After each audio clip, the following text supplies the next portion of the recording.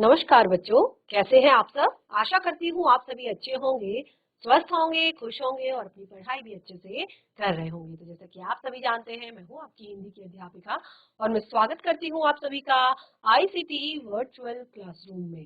और आज हम यहाँ पर एकत्रित हुए हैं पढ़ने के लिए क्लास 11th की हिंदी। क्लास 11th की हिंदी में हम यहाँ पर पढ़ रहे हैं अपनी आरोह पाठ्य पुस्तिका भाग 1 का चैप्टर फर्स्ट, जिसका नाम है नमक का दरोगा।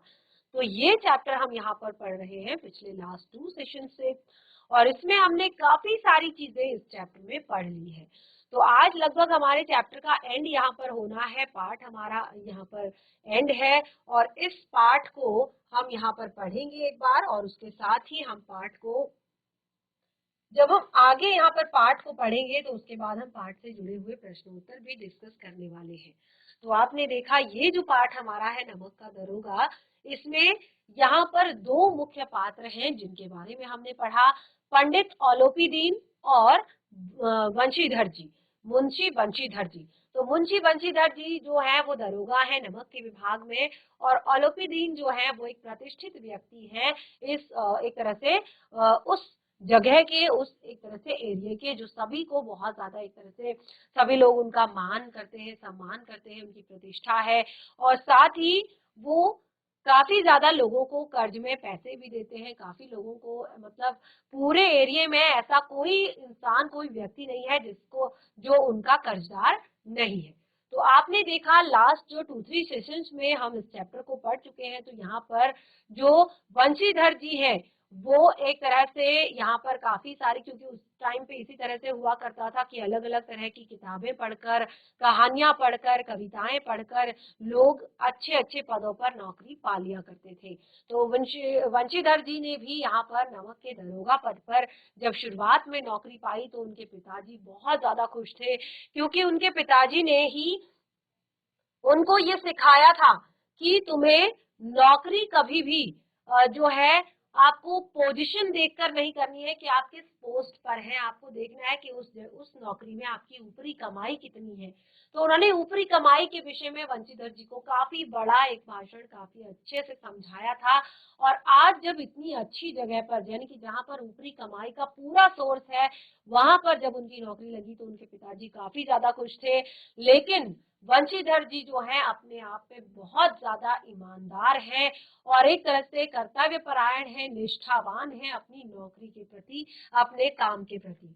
तो जब शुरुआत में ही उन्होंने यहाँ पर पंडित औलोपीदीन को एक तरह से गिरफ्तार करवा लिया था, और जो कि पंडित औलोपीदीन जिनके विषय में मैंने आपको बताया कि जिनके पास लक्ष्मी धन की कोई कमी नहीं है। और किस तरह से आपने देखा कि बार बार जो औलोपीदीन है उन्होंने, जो बंशीधर जी है, उनको धन का लालच भी दिया, और धन का इतना लालच दिया, इतना लालच दिया, इतना लालच दिया, वो एक टाइम पे वो खुद ही रुक गए और उन्होंने कहा कि इससे ज्यादा मेरी हैसियत नहीं है। तो उन्होंने कहा आप 40,000 नहीं, आप 40 लाख भी मुझे देंगे तो भी मैं अपने काम से, अपनी नौकरी से, अपने एक तरह से जो मेरा काम है उसके साथ गद्दारी नहीं करूंगा। पंडित औलोपीदीन ने फिर यहाँ पर देखिए कहा कि हम तो हंसकर कहा कि हम तो सरकारी हुक्म को नहीं जानते, हमारे सरकार तो आप ही हैं और हमारा और आपका घर का मामला है। तो इस तरह से बार बार कहने पर यहाँ पर हमने देखा कि किस तरह से जो बंशीधर जी है वो बहुत ज्यादा गर्म हो गए, बहुत ज्यादा गुस्सा हो गए। उन्होंने कहा कि मुझे आपके पैसे बिल्कुल भी नहीं चाहिए, और उन्होंने कहा कि मुझे आपका जो 1 लाख या 40 लाख भी है वो भी मुझे धर्म के मार्ग से हटा नहीं सकता। और उन्होंने तुरंत अपने जमादार को ललकारा और मन में दरोगा जी को गालियां देता हुआ जमादार पंडित औलोपीदीन की ओर बढ़ा, और पंडित औलोपीदीन पीछे हट गए और बार बार पैसे बढ़ाने लगे। और इस तरह से उन्होंने पंडित औलोपीदीन को क्या किया, हिरासत में ले लिया, हथकड़ियां पहना दी, और इससे पूरे शहर में खलबली मच गई। पूरा शहर जो है, एक तरह से पूरे शहर में खलबली मच गई, और दुनिया सोती थी पर दुनिया की जीव जगती थी। और क्योंकि कैसे एक तरह से इंसान, आपने देखा होगा जब क्या होता है कि जब साथ में बैठते हैं तो वो क्या करते हैं, बातें करते हैं। तो एक बात से दूसरी बात, एक के कान में, दूसरे से तीसरे के कान में, तीसरे से चौथे के कान में, चौथे से पांचवे के कान में, तो इस तरह से बातें जाती रही। और सुबह होने तक पूरे शहर में ये बात सुनाई देने लगी। तो सभी लोग यहाँ पर इस टाइम पे पंडित औलूपी दीन को ही एक तरह से दोषी ठहरा रहे थे और कह रहे थे कि वो ऐसा कैसे कर सकते हैं, और बहुत सारी चीजें हो रही थी। लेकिन जैसे ही ये बात अदालत में पहुंची तो वहां पर, क्योंकि जो पंडित औलूपी दीन थे उनके वहां पर बहुत सारे सेवादार थे, बहुत सारे, चाहे वो सेवक हो, वकील हो, पुलिस अधिकारी हो, चपरासी हो, अर्दली हो, चौकीदार हो। तो ये सब तो खैर बिना माल के, यानी कि बिना कुछ उनसे लिए ही उनके गुलाम थे, उनकी जी हजूरी करते थे। तो इतना सब कुछ होने के बावजूद भी मुंशी दर्जी बिल्कुल भी नहीं घबराए और उन्होंने मुकदमा डाला, और लास्ट में क्या हुआ कि वो जो है मुकदमा हार गए। यानी कि यहाँ पर औलूपी दीन की जीत हुई और औलूपी दीन जी को कहा गया कि वो जो है एक तरह से बिल्कुल बिल्कुल निर्दोष है, और उनके साथ यहाँ पर एक तरह से न्याय हुआ है, अन्याय हुआ है। तो इस तरह से काफी सारी बातें हुई। अब यहाँ पर देखिए, मुंशीधर जी को भी न्याय अपनी ओर से कुछ खींचा हुआ दिख रहा था, यानी कि उनको पता था कि मुझे यहाँ पर न्याय नहीं मिलने वाला है। और इस तरह से लास्ट में जो एक तरह से जो नमक हलाली से मुकदमे की बड़ी हुई नमक से मुकदमे की बड़ी हुई नमक हलाली ने उसके विवेक और बुद्धि को भ्रष्ट कर दिया है। भविष्य में उसे होशियार रहना चाहिए, ये एहतियात देकर जो है वंशीधर जी को छोड़ दिया गया। यानी कि एक प्रतिष्ठित व्यक्ति के ऊपर इस तरह से कीचड़ उछालने या उनको एक तरह से उनको हथकड़ी पहनाने के लिए उनको काफी ज्यादा एक तरह से एहतियात दी गई, काफी सारे उनको नियम बताए गए, उसके बाद उन्हें भी छोड़ दिया गया। अब देखिए, वकीलों ने फैसला सुना और उछल पड़े। पंडित औलूपी दीन मुस्कुराते हुए बाहर निकले। स्वजनों बांधवों ने रुपयों की लूट की, उदारता का सागर उमड़ गया और उसकी लहरों ने अदालत की नींव भी हिला दी। यानी कि इतना ज्यादा पैसा, इतना ज्यादा एक तरह से बहुत ही मतलब अदालत तक की नींव हिल गई उनके इस उदारता के कारण। जब वंशीधर जी बाहर निकले तो चारों ओर से उनके ऊपर व्यंग बाण पड़ रहे थे। अब वंशीधर जी जब बाहर निकले उनके ऊपर व्यंग बाण पड़ रहे थे, लोग उनको तरह तरह के कटु वाक्य, एक एक संकेत उनकी गर्वाग्नि जो है को प्रज्वलित कर रहा था। कदाचित इस मुकदमे में सफल होकर वह इस तरह के करते हुए न चलते। आज उन्हें संसार का एक एक खेदजनक विचित्र अनुभव हुआ है।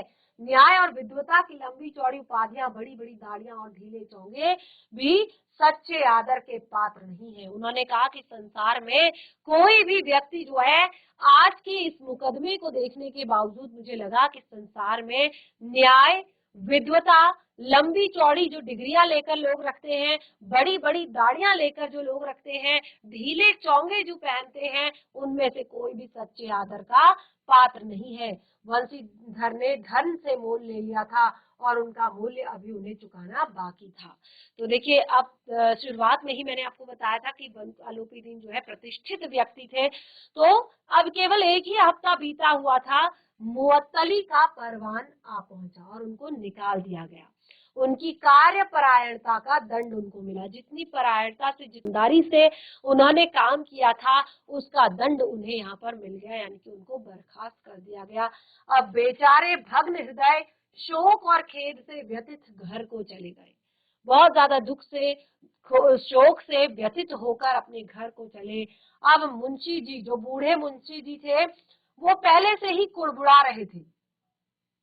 वो पहले से ही घर में मड़मड़ा रहे थे, कुड़बुड़ा रहे थे कि मैंने जाते जाते इस लड़के को समझाया था, लेकिन इसने मेरी एक भी नहीं सुनी। अब सब मनमानी करता है। हम तो लकवार और कसाई के, हमने तो लकवार और कसाई के तगादे तक सहे, बुढ़ापे में भगत बनकर बैठे और वहां बस वही सूखी तनख्वाह। हमने भी तो नौकरी की है और कोई अहदेदार नहीं थे, लेकिन काम किया, दिल खोल कर किया। आप ईमानदार बनने चले हैं। तो इस तरह से उनके पिताजी जो है गुस्सा निकाल रहे हैं, कि कह रहे हैं कि आप ईमानदार बनने चले हैं, कि हमने भी तो काम किया है। आज के टाइम में जो है ईमानदारी जो है सही नहीं है।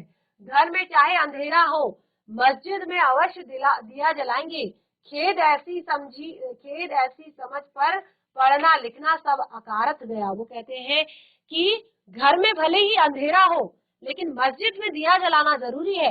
यानी कि उन्होंने कहा कि अपने घर की कंडीशन तो देखो, अपने घर की स्थिति तो देखो कि तुम्हारे घर की स्थिति क्या है, बहुत गरीबी में तुम्हारा घर गुजर रहा है और बाहर तुम्हें अपनी ईमानदारी के दिए जलाने हैं।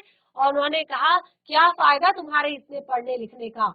जब इसके थोड़े ही दिनों बाद जब मुंशी बंशीधर इस दुरावस्था में घर पहुंचे और बूढ़े पिताजी ने समाचार सुना तो सिर पीट लिया। और इसके बाद जो है वो घर पहुंचे तो उनके पिताजी ने ये बातें सुनकर अपना सिर पीट लिया और बहुत देर तक और कहते हैं जी चाहता है कि तुम्हारा और अपना सिर फोड़ दूं। यानी कि बहुत ज्यादा गुस्सा आ गया, बहुत ज्यादा एक तरह से प्रेशर उन पर हो गया कि परिवार की कंडीशन ऐसी है, परिवार की स्थिति ऐसी है और इतनी अच्छी भली नौकरी लगी हुई थी, इतना अच्छा एक तरह से वहां पर ऊपरी कमाई का काफी ज्यादा जरिया था, बहुत अच्छा एक तरह से जीवन हो चुका था, लेकिन तुमने खुद ही अपनी ईमानदारी के कारण आज अपने पूर्वावस्था में तुम आ गए हो। और उन्होंने कहा कि जी चाहता है तुम्हारा अपना सिर फोड़ लूं। बहुत देर तक पछता पछता कर हाथ मलते रहे। क्रोध में उन्होंने कुछ कठोर बातें भी कही। यदि बंसीधर वहां से टल न जाते तो अवश्य ही को क्रोध जो है विकट रूप धारण करता। और बंसीधर जी चुपचाप वहां से चले गए अपने पिताजी की बातें सुनकर, वरना ये जो क्रोध था ये विकट रूप भी धारण कर सकता था। वृद्धा माता को भी बहुत दुख हुआ। उनकी जो वृद्ध या माता थी, बहुत ज्यादा वृद्धा एक माता थी उनकी, उनको बहुत दुख हुआ। जगन्नाथ और रामेश्वर यात्रा की कामनाएं मिट्टी में मिल गई। और क्योंकि उनकी माता की जो कामना थी कि जगन्नाथ और रामेश्वरम की वो यात्रा करेंगी, तो वो कामना जो है मिट्टी में मिल गई। पत्नी ने तो कई दिनों तक सीधे मुंह बात भी नहीं की। पत्नी जो थी उन्होंने तो कई दिनों तक सीधे मुंह बात भी नहीं की। इसी प्रकार एक सप्ताह बीत गया और इसी प्रकार जो है अब घर में रहते रहते एक सप्ताह बीत गया। संध्या का समय था। बूढ़े मुंशी जी बैठे राम नाम की माला जप रहे थे। बूढ़े मुंशी जी जो है बैठे बैठे राम नाम की माला जप रहे थे और उसी समय उनके द्वार पर एक सजा हुआ रथ आकर रुका। हरे और गुलाबी पर्दे, बछिए बैलों की जोड़ी, पछिए बैलों की जोड़ी, उनकी गर्दनों में नीले धागे, सींगे पीतल से जड़ी हुई, कई नौकर लाठियां कंधों पर रखे थे। मुंशी जी ने अगवानी को दौड़े। अब मुंशी जी को लगा कि कौन उनके घर पे ऐसा राजा महाराजा आ गया है, तो वो अगवानी के लिए, देखिए जब हमारे घर के द्वार पर कोई आता है तो हम बहुत ज्यादा एक्साइटेड होकर जाते हैं देखने के लिए कि कौन हमारे द्वार पर आया है, कौन हमारे घर पर आया है। देखा तो पंडित औलोपी दीन है। जब उन्होंने देखा तो देखा कि ये तो पंडित औलोपी दीन है। झुककर प्रणाम किया, उनको दंडवत की और चलो लल्लो चप्पो की बातें करने लगे। बहुत ज्यादा उनको प्रणाम किया, दंडवत की और लल्लो चप्पो की बातें करने लगे। लल्लो चप्पो यानी कि बहुत एक तरह से चिकनी चुपड़ी बातें करने लगे। हमारा भाग्य उदय हुआ जो आपके चरण इस द्वार पर आए। आप हमारे पूज्य देवता हैं, आपको कौन सा मुंह दिखाएं। मुंह में तो कालिख लगी हुई है, किंतु क्या करे, लड़का अभागा कपूत है, नहीं तो आपसे क्यों मुंह छिपाना पड़ता। ईश्वर निसंतान चाहे रखे पर ऐसी संतान न दे। तो देखिए उनकी जो पिताजी थे वो चिकनी चुपड़ी बातें करने लगे औलोपी दीन जी से। अब यहाँ पर औलोपी दीन ने कहा, नहीं भाई साहब ऐसा न कहिए। मुंशी जी चकित होकर कहा, ऐसी संतान को और क्या कहूं, क्योंकि अब देखिए उन्हीं के कारण जो औलोपी दीन जी थे उनकी इतनी बेइज्जती हुई थी, उनको पुलिस ने पकड़ा था, उनको जेल जाना पड़ा था, उन पर सुनवाई हुई थी। तो उन्होंने कहा कि इतनी सारी परेशानियां आपको मेरे लड़के की वजह से झेलनी पड़ी। तो उन्होंने कहा कि ऐसी संतान को और क्या न कहूं। तो औलोपी दीन ने वात्सल्य पूर्ण स्वर में कहा, वात्सल्य पूर्ण यानी कि जिस तरह से एक बच्चे के लिए हम प्रेम प्रकट करते हैं, तो कहा कुल तिलक और पुरुषों की कीर्ति उज्जवल करने वाले संसार में ऐसे कितने धर्मपरायण मनुष्य हैं जो धर्म पर अपना सब कुछ अर्पण कर देते हैं। बहुत ही सुंदर लाइन उन्होंने कही। उन्होंने कहा, कुल तिलक और पुरुषों की कीर्ति उज्जवल करने वाले संसार में ऐसे ही कितने धर्मपरायण मनुष्य है जो धर्म पर, क्योंकि यहाँ पर तो उन्होंने धर्म के लिए आवाज उठाई थी, तो धर्म के लिए अपना सब कुछ अर्पण कर दें। पंडित अलोपी दीन ने बंसीधर जी से कहा, दरोगा जी, इसे खुशामदी न समझिए, खुशामद करने के लिए मुझे इतना कष्ट उठाने की जरूरत न थी। उस रात को आपने अपने अधिकार बल से अपने हिरासत में लिया, और किंतु आज मैं स्वेच्छा से आपकी हिरासत में हूँ।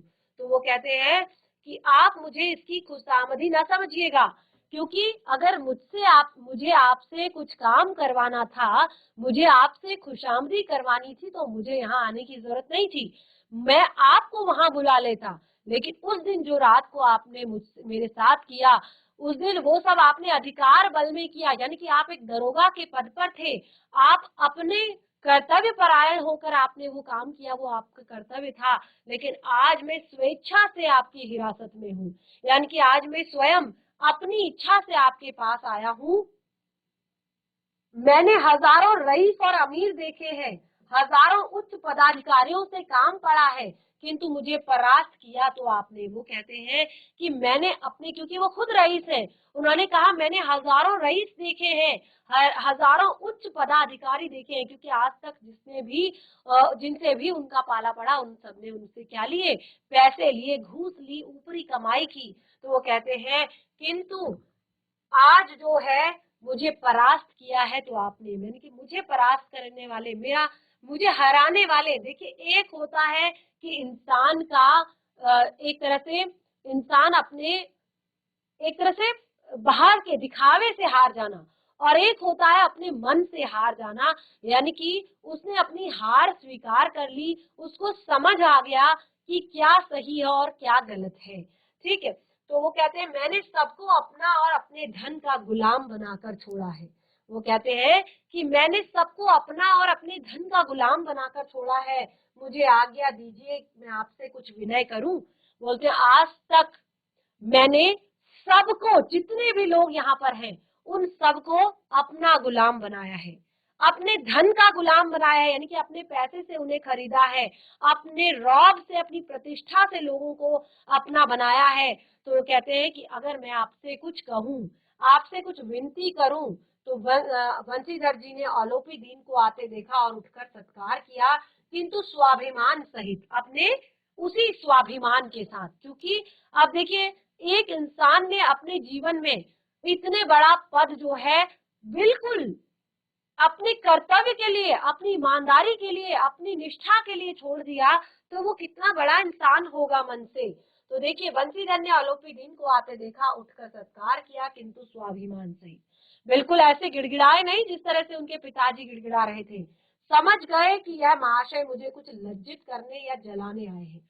उनको लग रहा था कि ये मुझे कुछ और ज्यादा लज्जित करने आए हैं, यानी कि और ज्यादा मेरा अपमान करने आए हैं, या मुझे चिढ़ाने आए हैं कि देखो आज तुम किस कंडीशन में हो और मैं आज किस स्थिति में हूँ। क्षमा प्रार्थना की चेष्टा नहीं की, यानी कि एक तरह से उन्होंने बिल्कुल भी क्षमा या किसी तरह की कोई प्रार्थना करने की चेष्टा नहीं की अलोपी दीन से, बल्कि वरन उन्हें अपने पिताजी की ठाकुर सुहाती की बात असह्य सी प्रतीत हो रही थी, यानी कि उनको बिल्कुल अच्छा नहीं लग रहा था कि उनके पिताजी इस तरह से ठाकुर सुहाती, यानी कि उनको भगवान की तरह पूज रहे थे।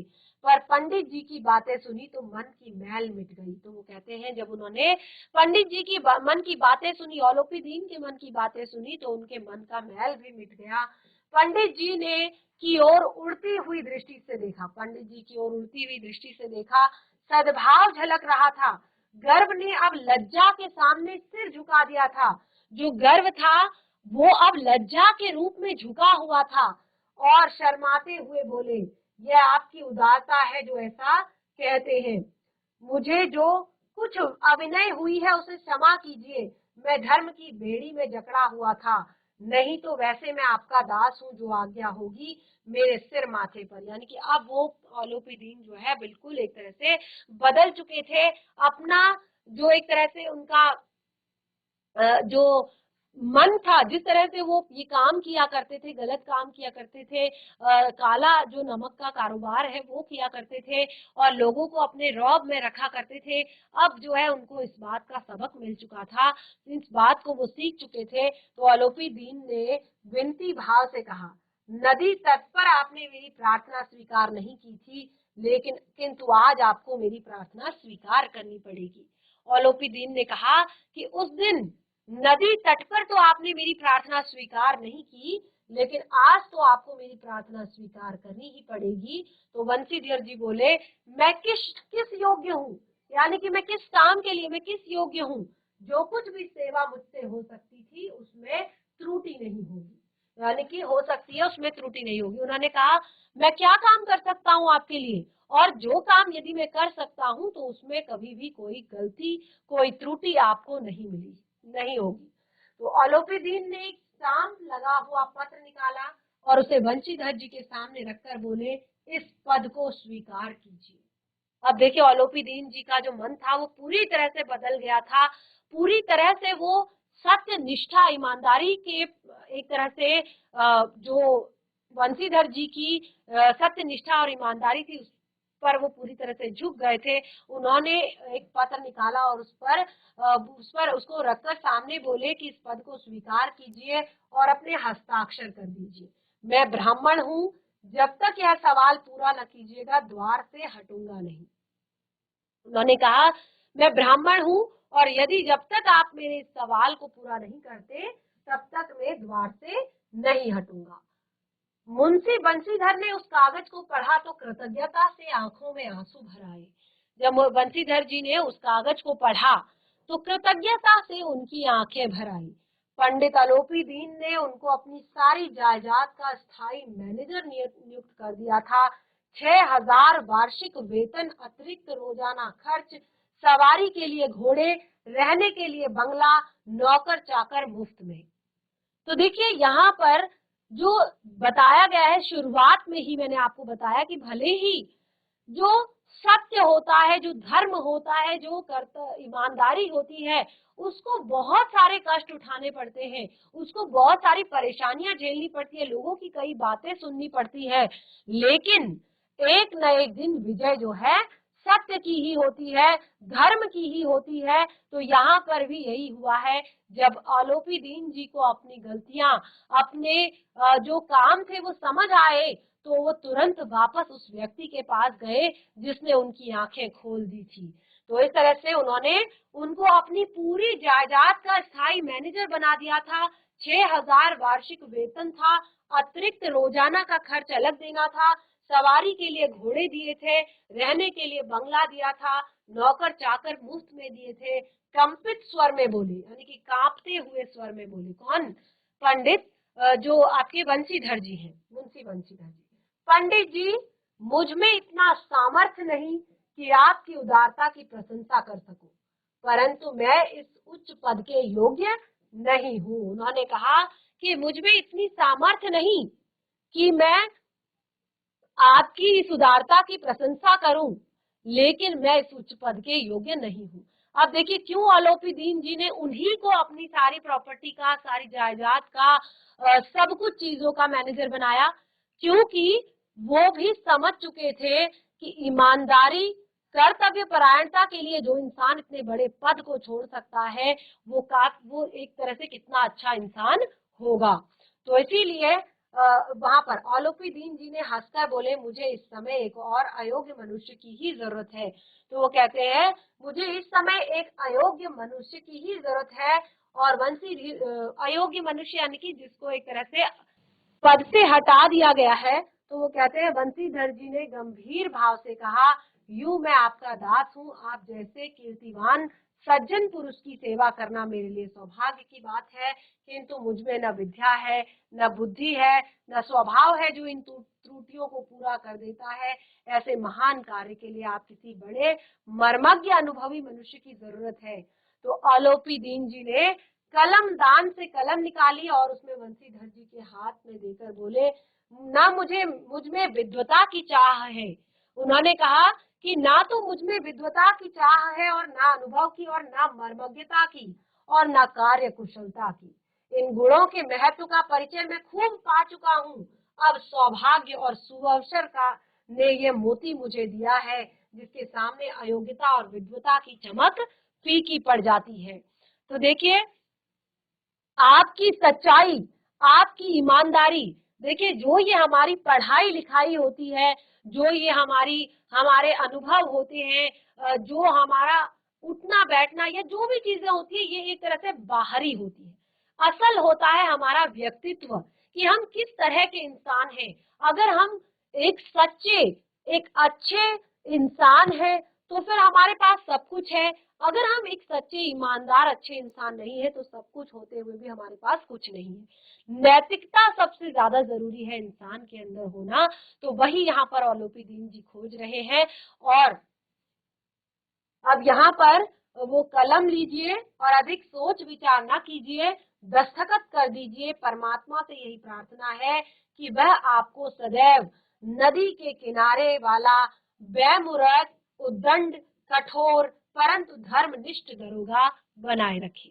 तो वो कहते हैं, मैं परमात्मा से एक ही प्रार्थना करता हूँ, यानी कि कभी भी आपके अंदर लोभ, लालच, बेईमानी, झूठ, फरेब नहीं आना चाहिए। वो कहते हैं कि मैं परमात्मा से प्रार्थना करता हूँ कि आपको सदैव वही नदी के किनारे वाला बेमुरैवत, उद्दंड, कठोर परंतु धर्मनिष्ठ दरोगा बनाए रखे। कहाँ से?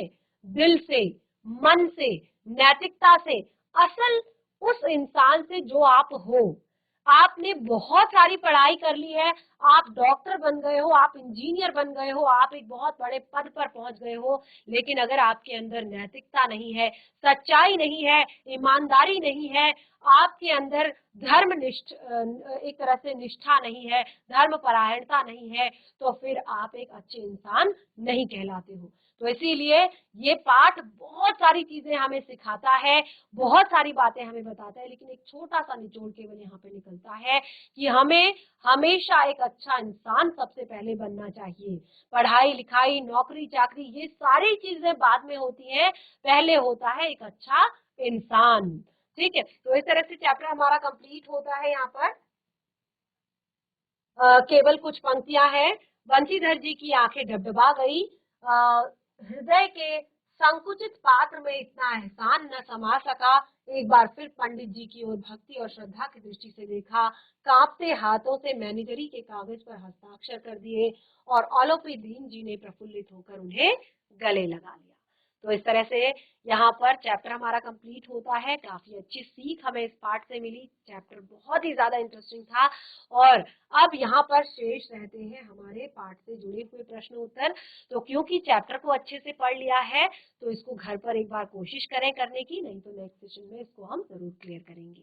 तब तक के लिए धन्यवाद। आपका दिन शुभ हो।